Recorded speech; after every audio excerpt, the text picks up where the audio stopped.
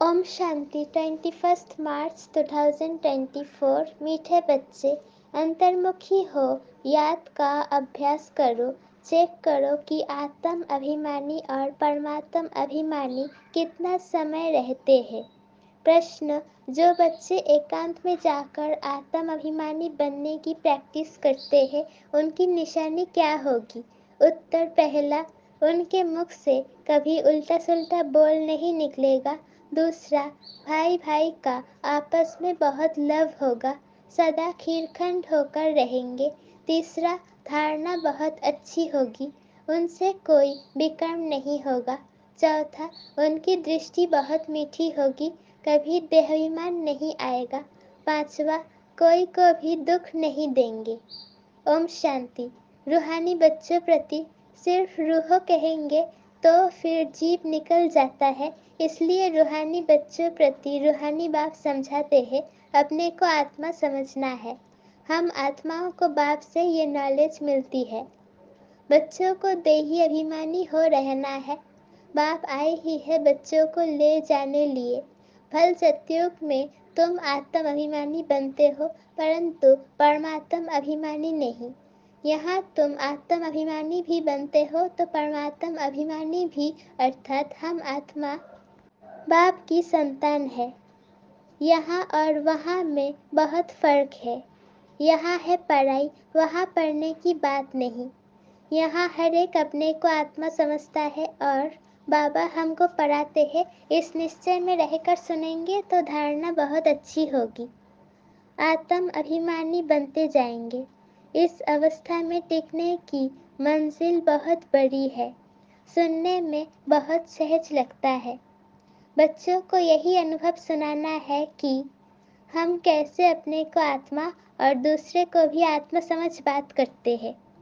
बाप कहते हैं, मैं भल इस शरीर में हूँ, परंतु मेरी ये असूल की प्रैक्टिस है। मैं बच्चों को आत्मा ही समझता हूँ, आत्मा को पढ़ाता हूँ। भक्ति मार्ग में भी आत्मा पाठ बजाती आई है, पाठ बजाते बजाते पतित बनी है। अब फिर आत्मा को पवित्र बनना है। सो जब तक बाप को परमात्मा समझकर याद नहीं करेंगे तो पवित्र कैसे बनेंगे? इस पर बच्चों को बहुत अंतर्मुखी हो याद का अभ्यास करना है। नॉलेज सहज है, बाकी ये निश्चय पक्का रहे कि हम आत्मा पढ़ते हैं, बाबा हमको पढ़ाते हैं, तो धारणा भी होगी और कोई विकर्म नहीं होगा। ऐसे नहीं, इस समय हमसे कोई विकर्म नहीं होता है। विकर्माजीत तो अंत में बनेंगे। भाई भाई की दृष्टि बहुत मीठी रहती है, इसमें कभी देहाभिमान नहीं आएगा। बच्चे समझते हैं बाप की नॉलेज बड़ी डीप है। अगर ऊंच से ऊंच बनना है तो ये प्रैक्टिस अच्छी रीति करनी पड़े, इस पर गौर करना पड़े। अंतर्मुखी होने के लिए एकांत भी चाहिए। यहाँ जैसा एकांत घर में धंधाधड़ी में तो मिल न सके। यहाँ तुम ये प्रैक्टिस बहुत अच्छी कर सकते हो। आत्मा को ही देखना पड़े, अपने को भी आत्मा समझना है। ये प्रैक्टिस यहाँ करने से आदत पड़ जाएगी। फिर अपना चार्ट भी रखना चाहिए, कहाँ तक आत्म अभिमानी बने हैं। आप आत्मा को ही हम सुनाते हैं, उनसे ही बातचीत करते हैं। ये प्रैक्टिस बहुत अच्छी चाहिए। बच्चे समझते होंगे ये बात तो ठीक है। देहाभिमान निकल जाए और हम आत्म अभिमानी बन जाए। धारणा करते और कराते जाए। कोशिश कर अपने को आत्मा समझ बाप को याद करना। ये चार्ट बड़ा डीप है, बड़े बड़े महारथी भी समझते होंगे। बाबा जो दिन प्रतिदिन सब्जेक्ट देते हैं विचार सागर मंथन करने के लिए, ये तो बहुत बड़ी पॉइंट्स है। फिर कभी भी मुख से कोई उल्टा सुल्टा अक्षर नहीं निकलेगा। भाइयों भाइयों का आपस में बहुत लव हो जाएगा। हम सब ईश्वर की संतान हैं। बाप की महिमा को तो जानते ही हो। श्री कृष्ण की महिमा अलग, उनको कहते हैं सर्वगुण संपन्न। परंतु श्री कृष्ण के पास गुण कहाँ से आए? फल उनकी महिमा अलग है, परंतु सर्वगुण संपन्न बना तो ज्ञान सागर बाप से ही है ना। तो अपनी जांच बहुत रखनी है, कदम कदम पर पूरा पोता मेल निकलना है। व्यापारी लोग सारे दिन की मुरादी रात को संभालते हैं। तुम्हारा भी व्यापार है ना। रात्रि को जांच करनी है कि हमने सबको भाई भाई समझकर बात की, कोई को भी दुख तो नहीं दिया, क्योंकि तुम जानते हो हम सब भाई खीरखंड की अर्थात क्षीर सागर की तरफ जा रहे हैं। ये है विषय सागर। तुम अभी ना रावण राज्य में हो ना राम राज्य में हो, तुम बीच में हो। तो अपने को आत्मा समझ बाप को याद करना है, देखना है कहाँ तक हमारी वो भाई भाई के दृष्टि की अवस्था रही। हम सब आत्माएं आपस में भाई भाई है।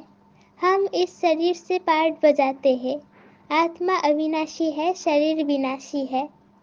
हमने 84 जन्मों का पार्ट बजाया है। अब बाप आए हैं, कहते हैं मामेकम याद करो, अपने को आत्मा समझो। आत्मा समझने से भाई भाई हो जाते हैं। ये बाप ही समझाते हैं। बाप के सिवाय और कोई का पाठ ही नहीं, प्रेरणा आदि की बात नहीं। जैसे टीचर बैठ समझाते हैं वैसे बाप बच्चों को समझाते हैं। ये विचार करने की बात है, इसमें समय भी देना पड़ता है। बाप ने धंधा आदि करने के लिए तो कह दिया है, लेकिन याद की यात्रा भी जरूरी है, उसके लिए भी टाइम निकलना चाहिए। सर्विस भी सबकी भिन्न भिन्न है। कोई बहुत टाइम निकल सकते हैं। मैगजीन में भी युक्ति से लिखना है कि यहाँ ऐसे बाप को याद करना होता है, एक दो को भाई भाई समझना होता है। बाप आकर सभी आत्माओं को पढ़ाते हैं। आत्मा में दैवी गुणों के संस्कार अभी भरने हैं। मनुष्य पूछते हैं भारत का प्राचीन योग क्या है। तुम समझा सकते हो, परंतु तुम अभी बहुत थोड़े हो, तुम्हारा नाम निकला नहीं है। ईश्वर योग सिखलाते हैं। जरूर उनके बच्चे भी होंगे, वो भी जानते होंगे, ये किसको भी पता नहीं है। निराकार बाप कैसे आकर पढ़ाते हैं वो खुद ही समझाते हैं। मैं कल्प कल्प संगम युग पर आकर खुद बताता हूँ कि मैं ऐसे आता हूँ। किसके तन में आता हूँ, इसमें मूंझने की बात नहीं। ये बना बनाया ड्रामा है। एक में ही आता हूँ, प्रजापिता ब्रह्मा द्वारा स्थापना। वो मुरब्बी बच्चा पहले पहले बनते हैं। आदि सनातन देवी देवता धर्म स्थापन करते हैं, फिर वही पहले नंबर में आते हैं। इस चित्र पर समझानी बहुत अच्छी है। ब्रह्मा से विष्णु, विष्णु से ब्रह्मा कैसे बनते हैं, ये और कोई समझा न सके। समझाने की युक्ति चाहिए। अभी तुम जानते हो बाबा कैसे देवता धर्म की स्थापना कर रहे हैं, कैसे चक्र फिरता है। इन बातों को और कोई जान न सके। तो बाप कहते हैं ऐसे ऐसे युक्ति से लिखो। यथार्थ योग कौन सिखला सकते हैं, ये मालूम पड़ जाए तो तुम्हारे पास ढेर आ जाए। इतने बड़े आश्रम जो है सब हिलने लग पड़ेंगे। ये पिछाड़ी को होना है, फिर वंडर खाएंगे कि इतने सब संस्थाएं भक्ति मार्ग की है, ज्ञान मार्ग की एक भी नहीं। तभी तुम्हारी विजय होगी। ये भी तुम जानते हो, हर 5000 वर्ष के बाद बाप आते हैं। बाप द्वारा तुम सीख रहे हो, औरों को सिखलाते हो। कैसे किसको लिखत में समझाना है, ये सब कल्प कल्प युक्तियाँ निकलती है, जो बहुतों को पता पड़ जाता है। सिवाय बाप के एक धर्म की स्थापना कोई कर नहीं सकता। तुम जानते हो, उस तरफ है रावण, इस तरफ है राम। रावण पर तुम जीत पाते हो, वो सब है रावण संप्रदाय। तुम ईश्वरीय संप्रदाय बहुत थोड़े हो। भक्ति का कितना शो है, जहाँ तहाँ पानी है वहाँ मेला लगता है। कितना खर्चा करते हैं, कितने डूबते मरते हैं। यहाँ तो ऐसी बात नहीं, फिर भी बाप कहते हैं आश्चर्यवत मेरे को पहचानती, सुनंती, सुनाबंती, पवित्र रहंती। फिर भी अहो माया तेरे द्वारा हार खावंती। कल्प कल्प ऐसे होता है, हार खावंती भी होते हैं। माया के साथ युद्ध है, माया का भी प्रभाव है। भक्ति को तो हिलना ही है। आधा कल्प तुम प्रारब्ध भोगते हो, फिर रावण राज्य से भक्ति शुरू होती है। उनकी निशानियाँ भी कायम है, विकार में जाते हैं। फिर देवता तो रहे नहीं, कैसे भिखारी बनते हैं ये दुनिया में कोई जानते नहीं। शास्त्रों में लिख दिया है वाम मार्ग में गए। कब गए ये नहीं समझते हैं। ये सब बातें अच्छी रीति समझने और समझाने की है। ये भी तब समझे जब निश्चय बुद्धि हो, उनकी कोशिश होगी। कहेंगे ऐसे बाप से हमको मिलाओ, परंतु पहले देखो घर जाने के बाद वो नशा रहता है, निश्चय बुद्धि रहते हैं।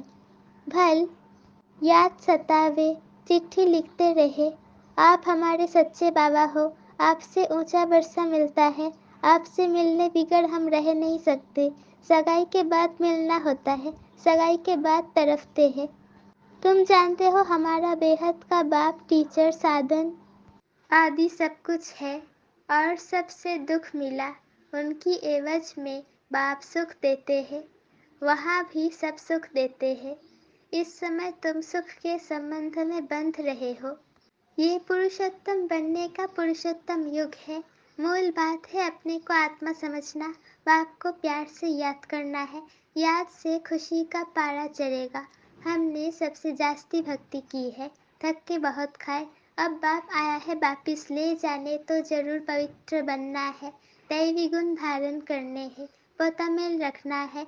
सारे दिन में कितनों को बाप का परिचय दिया।